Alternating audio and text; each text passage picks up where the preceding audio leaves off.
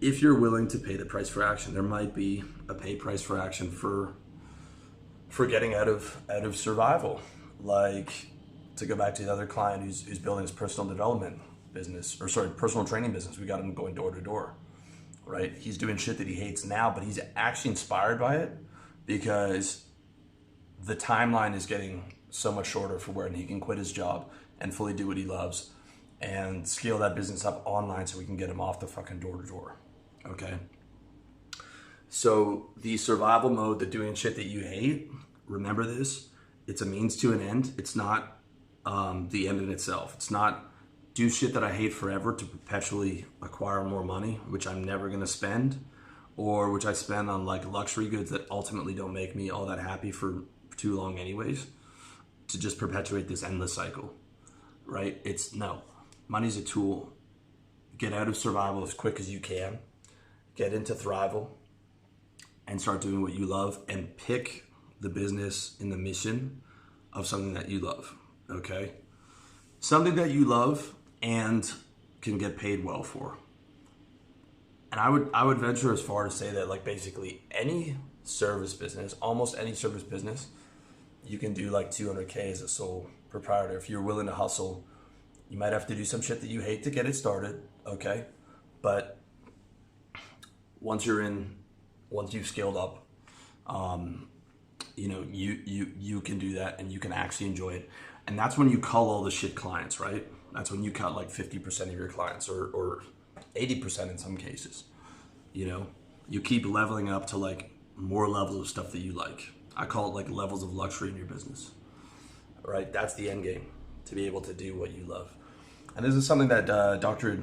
John Demartini talks about a lot, who I really like. And his things that he loves is teaching, traveling, doing research, and public speaking. And that's all that he does. He's just automated the rest of it. Now, he makes good money, but I'm sure he could be making 10x if he was willing to do all kinds of other stuff that he hated, right?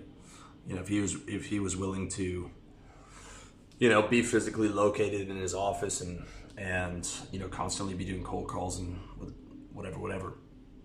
But he values that like solely doing what he loves. Okay, and that's ideally, I'm like 80% of the way there. But that's the end game, right? Waking up, doing what you love, doing what you love, doing what you love. And don't think that you can't start today, all right? If you're sitting there, you're watching this, and you hate your fucking job, and you hate your boss, and you hate your colleagues, you have nothing to lose, okay? That's an STD. It's something to be gotten rid of. There's nothing to hold on to there. The average, like, middle-class life is so boring to me. Some people might enjoy it, but it's so fucking boring. Like, if you're feeling that way and this message is resonating with you, you can quit your job today, okay? Like, ideally, you quit your job when you've got at least 50K in the bank, but you could also quit your job today if you're willing to go hard on doing your business and you're willing to live cheap and, you know, you're willing to do whatever it takes, like, to do the thing that inspires you, you know? Because the money won't make you happy. Money won't make you happy when you hate your day, when you hate what you do. Like, think about that for a second. Like, most of us were pretty happy when we were like little kids, right? It would be like, school was kind of fun because it wasn't that academic. You got to see all your friends. There was recess, there was sports. Then after that, you go over to your friend's house like I did, and we played Nintendo. And you'd have sleepovers, and like, if it was a really good week, you'd get to have pizza and Coke. And that was just, and like ice cream, and then you're in heaven. Because you're super grateful, your body's healthy, and you know, you're mostly doing what you love. Like, okay, when we get older, we think money's gonna make us happy.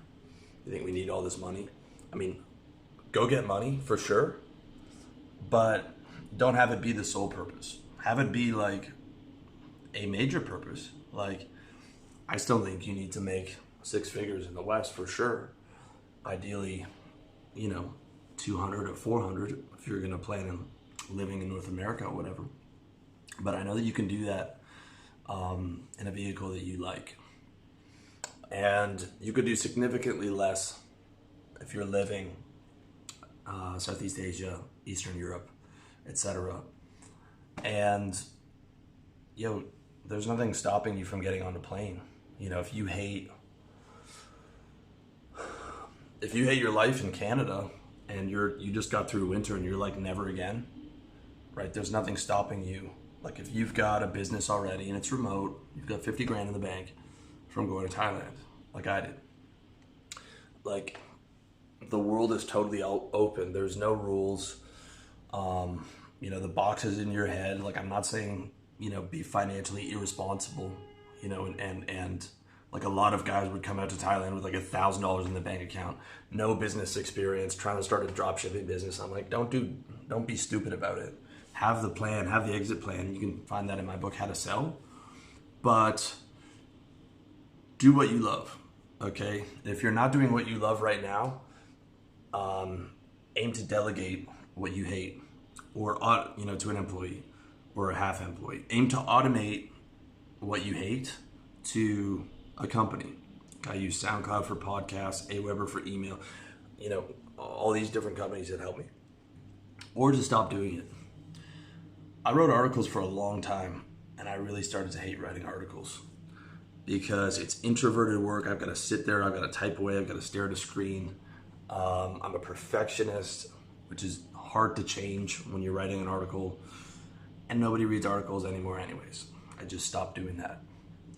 Some people wish I would go back to the articles, but you're gonna have to live with the videos and the audios, because I can just do them in 20 minutes, 30 minutes with no editing on one take.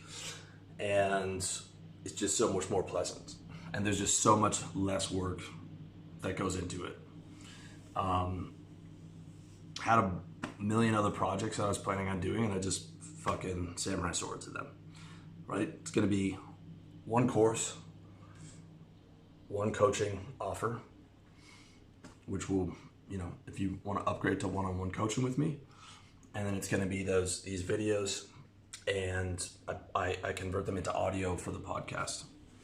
Okay, but I still have all the articles on my site if you're interested, and a lot of the material that's on them will be included in the course.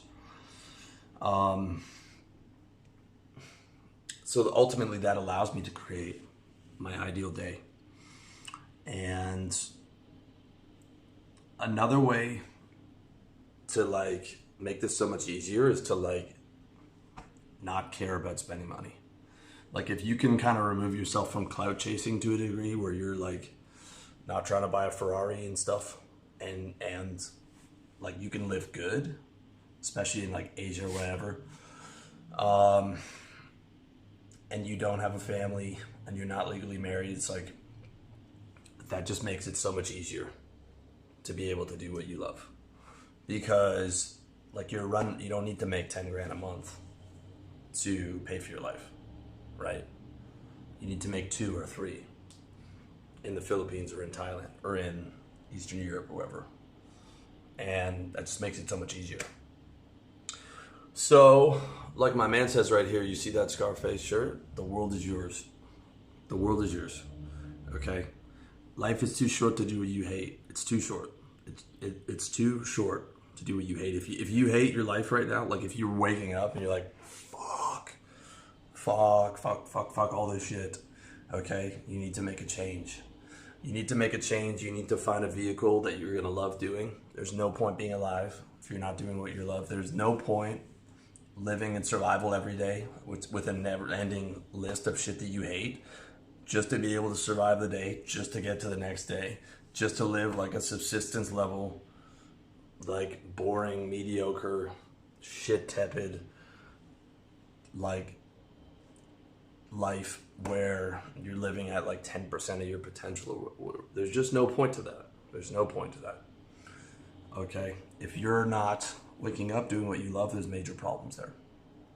And this applies if you're successful. Okay?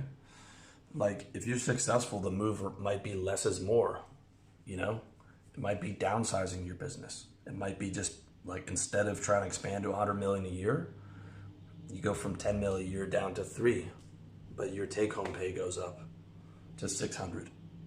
Because building an empire, especially one that's in that, like, you know, from 10 to 40 people in that range, is ugly. It's an ugly business. And it's kind of like one of those things where, like, if you go halfway with it, even if you're making 8 figures, it's ugly, because you're tied into every decision. Like, you don't have enough distance between you and have like team leaders to handle people who are coming in and out of the door, and to handle sort of the disputes of the employees and stuff. Like, managing people, like, if you hate having colleagues, managing people is barely better than that. It's barely better than that. It's almost like you created, like, if you a job for yourself, that you hate. I've seen this with a lot of successful guys. You've created, like, you get out of the workplace, you build a successful business, and you fucking hate it. You hate, and it's putting out fires every day. And it's people quitting every day, or they don't quit, but you have to fire somebody. You know? So, like, it might be downgrading to be like, okay, I'm going to keep the key employees who are legit. We're going to get rid of these 30 or 40% of our clients who are problem clients, or they just don't pay us enough and are taking up too much of our time. And I'm going to increase my take home, and I'm going to stop putting this crazy pressure on myself to scale up to like 100 mil. And I'm going to be good with, you know, taking home my 400 or 500 or my 600, you know, or my mil a year, like one of my clients was doing. Now, he's still in that expansion mode, but maybe in the future he might change his mind and like just get rid of doing all the stuff that he hates, because he'll start to see through the lessons of, like, the more money, you know, he can make, take home 2, 3, 4, 7, 10, but the happiness isn't going up, right?